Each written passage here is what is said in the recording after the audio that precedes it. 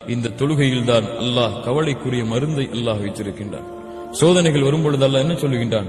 அஸ்தஈனு பிஸ்ஸப்ரி வஸ்ஸலாஹ், பொறுமையை கொண்டும் தொழுகையை கொண்டும் அல்லாஹ் உதவி தேடுங்கள் என்று அல்லாஹ் சொல்லுகின்றான்.